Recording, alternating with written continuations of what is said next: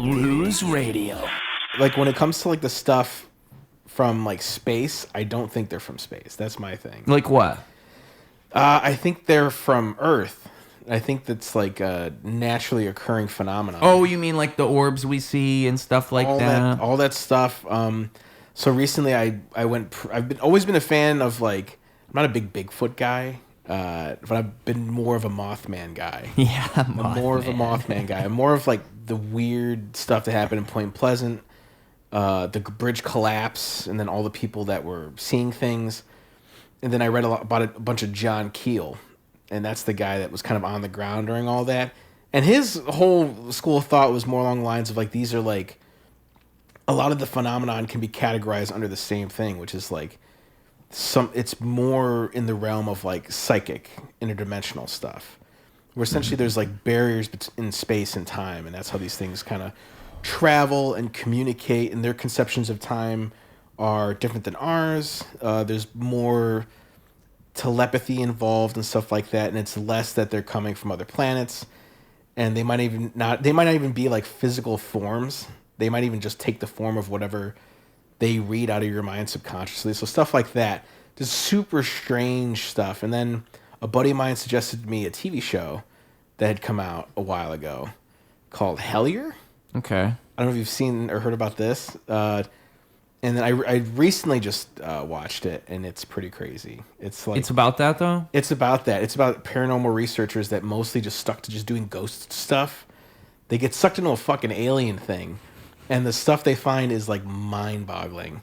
But these guys are, like, also, like, they want to believe, but also they're, like, hardcore skeptics as well. So they kind of just tried to. It's a fictional show, though. It's a documentary. Oh, it's real. It's real. So there's a 50s case called the Hopkins, Kentucky Goblins. Okay. And that's, like, one of the more recorded cases of UFOs. That's when a farmhouse with, like, 11 family members lived, and their farmhouse was, like, attacked by goblins. like fucking, like little green men, but they had, like, ears and shit. And they apparently shot at them. It was all over the news. This was back in the 50s. And, it's apparently there were all these witnesses, right? There's no fucking pictures of these things. They're just shooting at them. There are footprints and other minor pieces of evidence and yada, yada, yada. But in Hellier, the TV show, this is came out like 2017-ish, maybe something like that, 2019. I think it finally aired. The events happened in 2017. Someone reaches out to these ghost hunters. It's like a ghost hunter couple. And they're like, hey, someone reached out to them with, like, an email saying that they're dealing with goblins as well in Hellier, Kentucky. And they're like, fuck it. They already did documentaries about weird offbeat stuff. Let's go do this. The guy isn't there. He's disappeared, but they stumble upon all this other stuff. So there is a cave system called the Mammoth Cave System. And it's connected to all these different states, and it's in the Appalachian Mountains.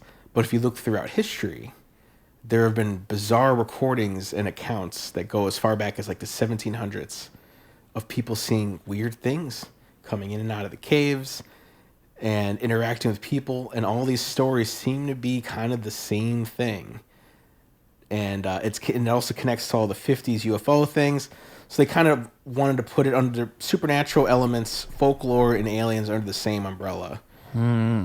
So it gets to, like, it gets pretty weird, and then things start to line up in a bizarre way that like, they do these really cool, like, weird rituals where they'll wear, like, headphones, like sound canceling headphones and blindfolds, and then what they'll do is they'll jack the headphones into something called a spirit box, and this thing it listens to all the radio waves, so it picks up all the FM AM radio signals. But then you'll start to hear specific words come out of the feed. So it jacks into it starts getting really weird. Like, that belief system is more along the lines of, like, these things exist in a separate time, separate dimension. So it gets pretty weird. I'd say if you're a UFO nut, go down that rabbit hole, because you'll be thoroughly cooked, I think, by the end of it. Interdimensional beings.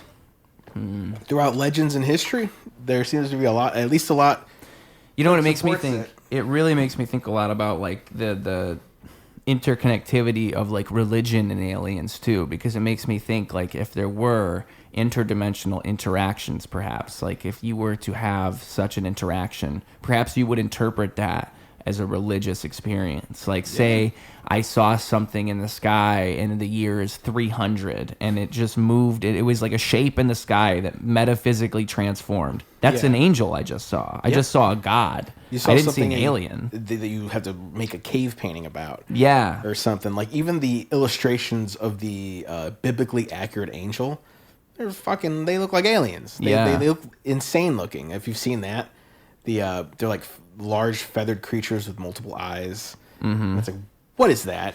There was a couple. I mean, like there was that big thing with the orbs in the sky recently, which is so weird. It was like, there was the drones that people saw in the sky, but there was also orbs in the sky. Like people were filming them with telescopes, and it was. It literally looked like to me what it would look like if you were looking at like a fourth dimensional thing. It's something kind of shifting in the sky in a way that doesn't make any sense if you know the way that things work in the third dimension. Yeah. But it's like if you've ever heard the description of the fourth dimension, it's like, okay, so you have, this is one dimension, 2 dimensions is we have an up and a down, like an up and a sideways. 3 dimensions is now I can go up, sideways, X, Y, and Z. So we had X, now we have X and Y, now we have X, Y, and Z. So it's all of this. It's all of this around us right now. Now say like the fourth dimension would be, I have me and I'm in a house, but I can't see the house that I'm in because it's impossible to perceive because it's a fourth dimensional house. Like this square is no longer 3 dimensions. It's 4, and I just like if I were falling through the square, you would only see a slice of me as I fall through the square because I'm 3-dimensional in a 4th-dimensional space. And so say you see a shape transforming in the sky, you're only seeing a layer of that shape because it's actually a 4th-dimensional thing you're seeing in 3 dimensions. Just like if you look at a 2-dimensional thing, or you look at a 3D thing and on 2 dimensions. You draw a stick man on a piece of paper. That's a 2-dimensional thing, but you can't turn the stick man sideways. But if you could, now it's 3-dimensional. And so it's like I'm only seeing the front of the stick man. I can't see the side of it. So that's what it would be if you were... It's so hard to conceptualize because it's a dimension you can't see. It's literally something you wouldn't understand how to perceive. But if you could perceive it, it would be through things... It would be existing outside of time and space. So it would be able to be... Like one crazy thing about the whole Tic Tac story was that they were tracking this thing. They're tracking it, and they're able to see it move in this way that's impossible. But that's not even the craziest part to me. The craziest part is it ends up being at the location they were going to go to next, which is different every single time they go out. They pick different locations to go to, and then they go to them. So it's like, how did it know we were going to be there? And maybe it knew because it saw ahead of time. Yes. Which is... And if it's a thing that's manipulating the third, like it's flying in a way that we can't do with our 3rd-dimensional physics, it would make more sense if it could exist outside of space and time. Yep. But that's so confusing. It's insane. And it's like, how far along down the path can they see? Why would they even communicate with us in the first place? Right? Yeah. What's the point of that, you know? That's why the Mothman stuff's so fascinating, because it's like, was it something that was trying to communicate with the people in this town because they knew that the bridge collapse was coming? And if that's the case, why would they care about a bunch of people dying on a bridge? I don't know the whole Mothman story. I didn't realize it went that deep, honestly. The lore, that's probably the reason I like it the most out of all these random UFO things you read about, is that the lore goes so deep. It's like a small, quaint town in the Ohio Valley in West Virginia. And it's literally a border town right on the Ohio River. And they just started seeing the bird creature with red eyes, like the classic like teenagers making out in the middle of nowhere, see it kind of deal. Yeah.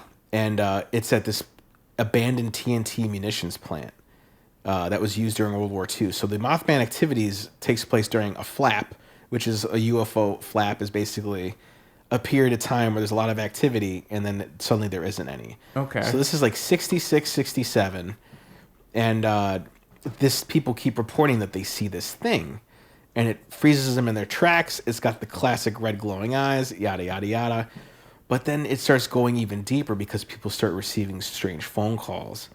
And then the Men in Black show up, which the Men in Black, Will Smith Men in Black, not the same as the Men in Black in recorded history, because the actual Men in Black are people that show up asking strange questions. They're in all black. Oftentimes it's outdated clothing and outdated cars. And they ask bizarre, almost threatening questions. They don't know how to drink or eat food. So people don't know what their deal is. They look pale. A lot of those people start showing up. And then people start receiving prophecies of things to come. The person that had been one of the main people on the ground was a local reporter. And she knew everybody in the town. She was covering a lot of it. And she started receiving visions of Christmas presents floating in the river.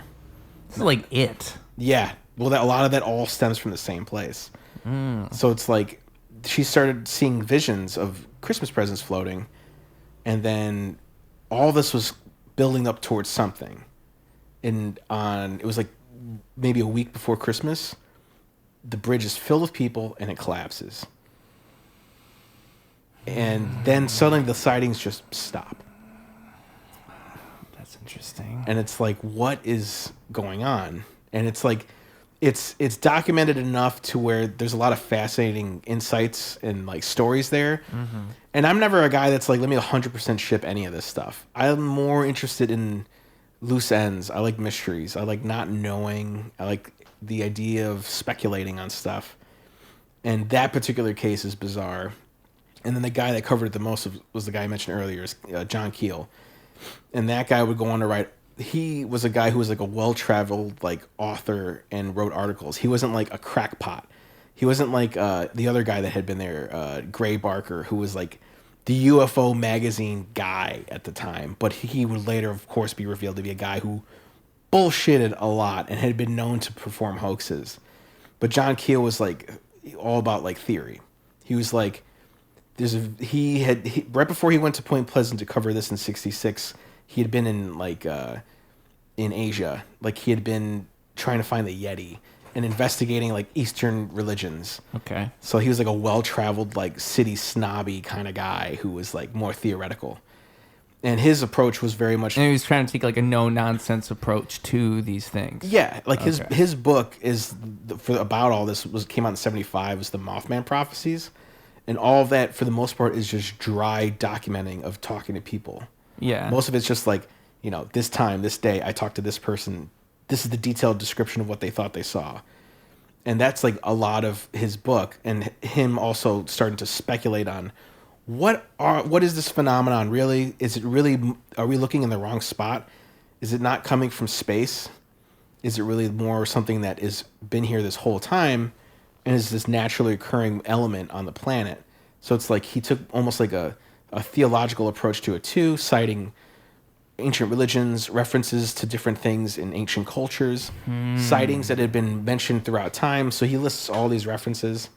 So that stuff's like really fascinating. But and then the Hellier thing is like it's like the continuing point of that, because then it's just like, well, how are the Appalachian Mountains involved, and like what's going on with the Mammoth Cave system, and what is the amount of coincidences there are insane. Yeah, the premonition thing is what's really shocking to me about the previous story. Is just like the fact that they felt as if they had a premonition of something that did happen, and it's true. That is true. They will tell you that they knew it was going to happen, and then it happened. Yep. And that just the fact that would occur at all is so strange to me, Yeah, it's bizarre, and it's like getting phone calls from people, like yes, like, all of that alongside the like, actual Men in Black showing up in your neighborhood. Like if there's any case worth like looking up, it's I'm not crazy about the Sasquatch stuff. I don't care really about the whole Roswell thing. Sasquatch is the thing the government planted to make us look crazy. Mothman is real. Mothman feels a little bit more genuine, if as long as you go in like speculative enough, healthily. Yeah. But it could just be like, because I mean, if it is like a World War II, you said what was that, a TNT? There's so many things it could be. It could be a hoax. Yeah. It could be an owl. Yeah, because there's a whole lot of people saying that there were owls that had migrated to the area, mistaken as a moth creature, possibly. It could be a hoax. Because there was a hoaxer on the ground reporting it during the time. Like, Gray Barker could have been making all this shit up just to sell more magazines. It could be collective psychosis. Like, it was one group of teenagers seeing an owl, and then the whole town was just like, I seen it too. Yeah. Put my name in the newspaper. Or it could be a military thing. Like, maybe they were testing something on the populace. There was both an abandoned TNT munitions plant there, as well as a nuclear power plant that was also near the town. So it could be like a mutated creature.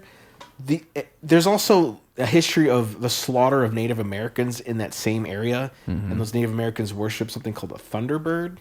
So there's just like all these threads. There's nothing but like questions, which is more fascinating than getting any. As much as I'd like genuine answers, we're almost positively never going to get any of them. Yeah. But yeah, that whole situation is fascinating. It's probably the basis for plenty of stuff. Like you said, it's probably definitely inspired by it. There's also Twin Peaks, almost certainly, like David Lynch. All that stuff's probably spawns from the fact that there's like a small town that had been basically went through this really weird year and a half of just shit that was happening. Yeah. And just a weird piece of American folklore. They do a Mothman Fest every September where the town kind of just celebrates the fact that it's weird. That's probably well worth going to at some point. But yeah, just bizarre stuff, And it's like one of the few things I read on the side is just bizarre shit like that. But I think I'm starting to align more with the idea that these things are less from space, because I think culture also just wants us to believe so badly that everything's coming from space. Yeah. I mean, like all the movies, right, are like ships go to space, aliens are in space. That's it. Mm-hmm. Maybe that is true. I don't know, but also like you don't see a whole lot of movies talking about how chances are ghosts and aliens are the same thing, and right. That's not very often. Yeah, or I mean, like like UFOs being demons, like the idea that those are actually just demons. Like what we think are demons are UFOs, and that's what we're seeing. We're not seeing aliens. We're seeing something that is actually like what. There's a lot of people who think that they actually think UFOs are demons, or say maybe they come out of the ocean. Like a lot of those drones came out of the ocean. Those were drones, but still, like, what about the idea that maybe these things have been here all along and they're just rising from the ocean where they've always been, and that's like they're just a type of life that we could never understand. Yeah, because it was just cooking down there this whole time and just deep in the Mariana Trench or something. Been too long, I don't think I could face it. In the corner